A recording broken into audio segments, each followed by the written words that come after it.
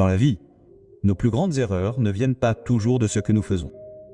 Elles viennent de ce que nous ne faisons pas, de ne pas apprécier ce que nous avons déjà, de repousser le bonheur à un autre jour. L'histoire d'aujourd'hui vous fera réfléchir.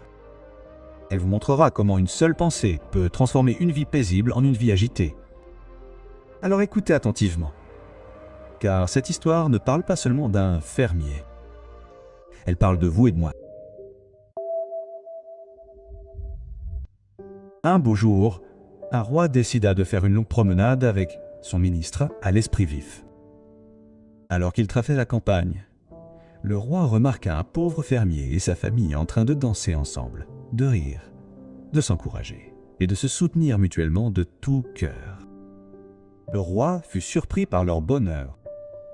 En regardant les visages joyeux, il se tourna vers son ministre et lui demanda « Comment est-il possible qu'il soit plus heureux que nous, alors que nous avons tout ?» Le ministre sourit poliment et répondit « Parce qu'ils ne sont pas membres du club des 99. » Curieux, le roi demanda « Qu'est-ce que le club des 99 ?» Le ministre dit « Donnez-moi 99 pièces d'or et 6 mois de délai. Je vous montrerai ensuite. » Le roi accepta et remit exactement 99 pièces d'or. Cette nuit-là, le ministre déposa un sac contenant les pièces près de la maison du fermier. Le lendemain matin, le fermier découvrit le sac. Voyant l'or, il poussa un cri d'excitation. Sa femme et son fils se précipitèrent immédiatement.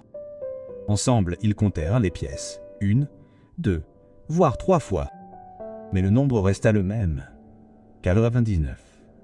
Confus, le fermier se dit « Pourquoi quelqu'un ne laisserait-il que 99 pièces? Pourquoi ne pas en faire 100 ? Un nombre complet ?» À partir de ce moment-là, son esprit changea. Il décida de travailler plus dur que jamais pour gagner ne serait-ce qu'une pièce d'or de plus, afin de pouvoir atteindre les 100, même s'il savait que cela pourrait prendre des années. Les jours passèrent. Un jour, sa femme dépensa 2 pièces pour les besoins du ménage. Ce soir-là, comme il en avait désormais l'habitude, le fermier compta à nouveau les pièces. À sa grande surprise, il n'en restait que 97. Angril demanda « Où sont les 2 pièces d'or ?» Sa femme répondit calmement « Je les ai utilisées pour faire des courses. » Le fermier lui cria dessus. Le lendemain, son fils prit 2 pièces sans le savoir. Cette fois, le fermier devint encore plus furieux. Peu à peu, les disputes remplacèrent les rires. Les moments de joie disparurent. La paix se transforma en tension constante. Près de 6 mois passèrent ainsi. Au bout de 6 mois, le ministre ramena le roi au même endroit. À la stupéfaction du roi, la famille du fermier se battait désormais entre elles. La joie avait disparu. Les sourires avaient disparu. La vie semblait lourde et malheureuse. Le roi, troublé par ce qu'il voyait, demanda doucement « Maintenant, dis-moi, qu'est-ce que le club des 99 ?» Le ministre répondit calmement « Le club des 99 est composé de personnes qui possèdent 99 pièces d'or, mais passent toute leur vie à courir après celles qui manquent. Ce faisant, ils oublient de profiter des 99 qu'ils possèdent déjà. L'histoire nous enseigne que le bonheur n'est pas détruit par le manque, mais par le désir constant d'en avoir un de plus. » Le fermier était paisible et joyeux, jusqu'à ce que son attention passe de la gratitude à la comparaison. De ce qu'il avait à ce qui lui manquait. Cette seule pensée a transformé la richesse en souci, l'ambition en obsession et l'amour en conflit.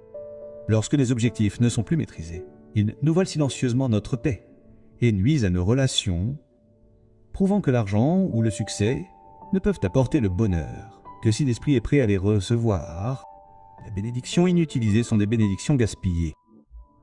Ce dont nous remettons à plus tard le plaisir aujourd'hui ne reviendra peut-être jamais demain.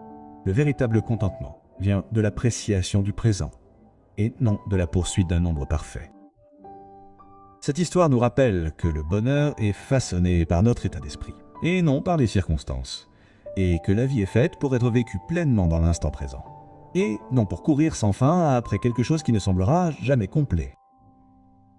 Si vous avez apprécié cette histoire, N'hésitez pas à aimer la vidéo et à partager vos réflexions dans les commentaires. C'est tout pour aujourd'hui. À bientôt la prochaine.